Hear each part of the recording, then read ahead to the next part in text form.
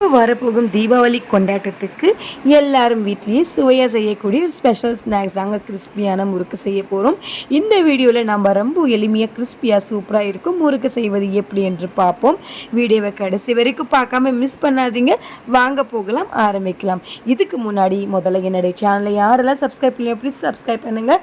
கூட இருக்கிற பெல் ஐக்கானை கிளிக் பண்ண மறந்துடாதீங்க. அப்போ தான் நான் போடுற வீடியோஸ் உங்களுக்கு உடனே வரும். வாங்க இந்த சிறப்பான தீபாவளி அன்று ஸ்பெஷல் முறுக்கு எப்படி செய்யறதுன்னு சொல்லிட்டு பார்க்கலாம்.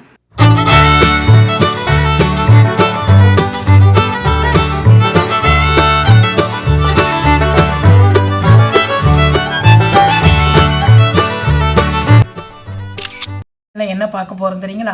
ஒரு அருமையான ஒரு முறுக்கு ரெசிபிங்க. 10 நாள் ஆனாலும் ஒரு வாரம் ஆனாலும் அப்படியே நம்ம ஸ்டோர் பண்ணி வச்சு நம்ம சாப்பிட வேண்டிய பொருள் தாங்க செய்கிறேன். அருமையாக நல்லா கிறிஸ்பியாக ஒரு முறுக்கு. அது எதை வச்சு செய்ய போகிறோம் தெரியுங்களா?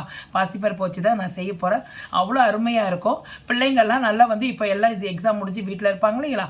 அவங்களுக்கு நீங்கள் வெளியே கடையில் வாங்கி கொடுக்காத நம்ம ஸ்டோர் பண்ணி வச்சுக்கிட்டோன்னா பிள்ளைங்களுக்கு ஒன்று ஒன்றா எடுத்து நம்ம தரலாம். பிள்ளைங்க நல்லா சாப்பிடும். அதனால தான் நான் இப்போ செய்ய போகிறேங்க. அதுக்கு செய்ய போகிறதுக்கு என்னென்ன பொருள் வேணும், அதை எப்படி செய்யலான்னு சொல்லிட்டு இப்போ வீடியோக்குள்ளே போய் பார்க்கலாமா? வாங்க நம்ம வீடியோக்குள்ளே போகலாம். இப்போ பாருங்கள், நம்ம இந்த முறுக்கு செய்கிறதுக்காக நம்ம பாசிப்பயிறு எடுத்து வச்சுருக்கோம். நான் எந்த கப்பில் நான் அளக்கிறேனோ அதே கப்பு மெஷர்மெண்ட்டு தான் கடைசி வரைக்கும் ஃப்ரெண்ட்ஸ். இப்போ நான் பாசிப்பயிறு 1 கப் எடுத்துருக்கிறேன். இந்த பாசிப்பயிரை நல்லா குக்கரில் போட்டுடலாம். இது ஒரு 2 கழுவு கழுவிடலாம். நம்ம பருப்பை நம்ம 3 அலசு கழுவிட்டோம். நல்லா ஃப்ரெஷ்ஷாக இருக்குது பாருங்கள். இப்போ நாம் தண்ணி அளந்து ஊற்றிக்கலாம். இப்போ எந்த கப்பால் நான் கப்பு காட்டினேன் இல்லைங்களா, அதில் 4.5 கப்பு ஊற்றிக்குங்க. கரெக்டாக இருக்கும்.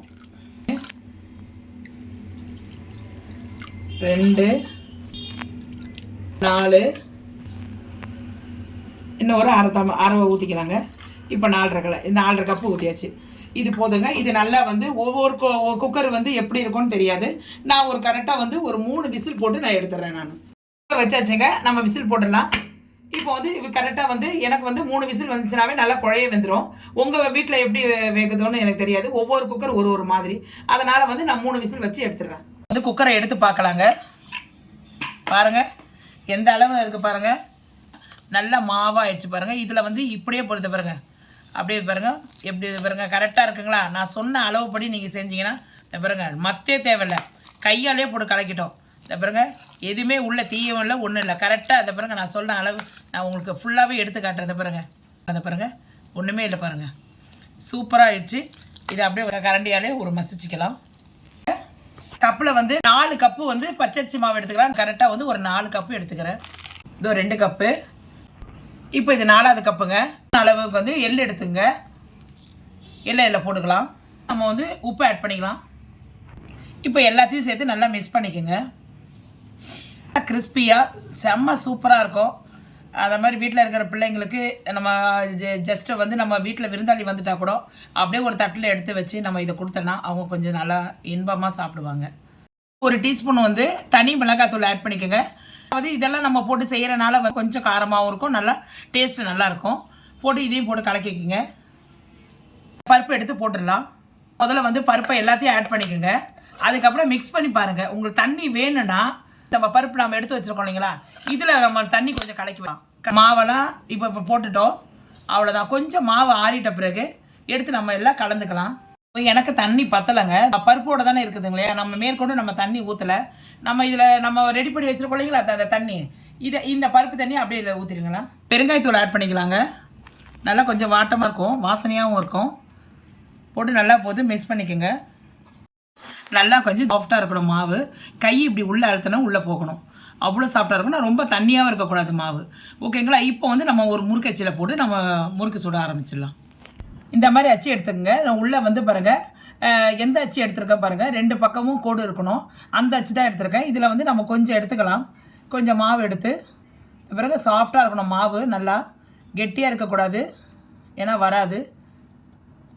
இது போட்டுக்கோங்க. மாவு எடுத்துங்க, போட்டுக்குங்க. இப்போ பாருங்கள், இதில் நம்ம கரெக்டாக இந்த முறுக்கு வச்சுருக்கு இல்லைங்களா, என்கிட்ட இந்த மாதிரி ரோலிங் முறுக்கு தான் முறுக்கு வச்சுருக்குது. அதனால் உங்களுக்கு எந்த முறுக்கு வச்சுருக்குதோ அதில் போட்டுக்கோங்க. போட்டுக்கிட்டு நல்லா அதுக்கு முன்னாடி இதில் நல்லா எண்ணெய் உள்ளெல்லாம் நான் அப்ளை பண்ணிவிடுங்க. அப்போ தான் சரசரன்னு மாவு வரும். அப்ளை பண்ணாத ஊற்றாதீங்க. இப்போ பாருங்கள் நம்ம மாவை பிசைஞ்சு வச்சுட்டோம். அது மேலே ஒரு ட்ரையல் மாதிரி காட்டுறேன் எப்படி வருது, அது எவ்வளோ சாஃப்டாக விழுதுன்னு. பார்த்தீங்களா எவ்வளோ சூப்பராக சாஃப்டாக விழுது. இப்போ பாருங்கள் ஒரு எண்ணெய் கடாயை வச்சுக்கலாம். எண்ணெய் எடுத்துக்கிட்டு இப்போ வந்து மெதுவாக நீங்கள் சூட ஆரம்பிக்கலாம். பதட்டப்படாதீங்க. அப்படியே எப்படி அப்படியே லைனாக அப்படியே நடுவில் அப்படியே ஊட வச்சுருங்க. நம்ம பிழிஞ்சு விட்டுட்டோம், நல்லா வேகுது. உடனே போட்ட உடனே திருப்பாதீங்க, கொஞ்சம் நேரம் ஆகட்டும். இப்போ பாருங்கள் நம்ம மெதுவாக அப்படியே எடுங்க. பாருங்க அப்படியே அப்படியே அப்படியே மெதுவாக எடுத்து அப்படியே அப்படி திருப்பி போட்டுருங்க. திருப்பி போடும் போது மெதுவாக திருப்பி போடுங்க. கையில் கீழே எண்ணெய் எல்லாம் அடிச்சிட போகுது. நம்ம இந்த பபுள்ஸ் எல்லாம் நம்ம இந்த வருது இல்லைங்களா, அடங்கிட்ட உடனே நம்ம எடுத்துடலாம்.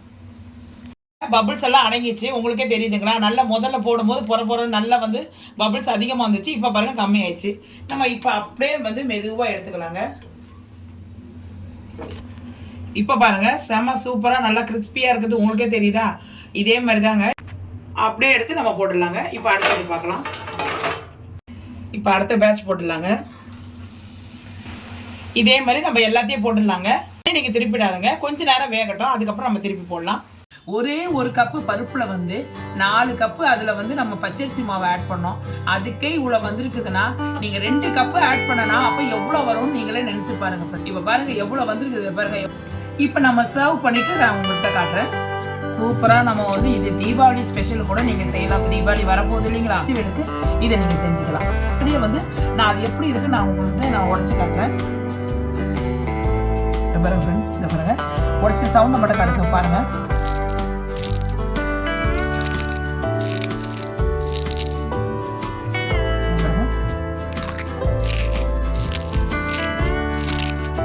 பார்த்தீங்கன்னா எவ்வளோ சவுண்டு பார்த்தீங்கன்னா. நான் அதுக்கு தான் ஏன்னா நீங்கள் தெரிஞ்சுக்கணும் இல்லை ஃப்ரெண்ட்ஸ், அதனால தான் அந்த பாருங்கள். பாருங்க ஃப்ரெண்ட்ஸ், நீங்களும் செஞ்சு பாருங்கள். செஞ்சு பார்த்துட்டு அது எப்படி வந்ததுன்னு சொல்லிட்டு கமெண்ட் செக்ஷனில் எனக்கு சொல்லுங்கள். இதோட நாளைக்கு உங்களுக்கு சூப்பரான டிஷ்ஷோட நாளைக்கு சந்திக்கும் வரை உங்களோட விடைபெறும் உங்கள் அலமையில்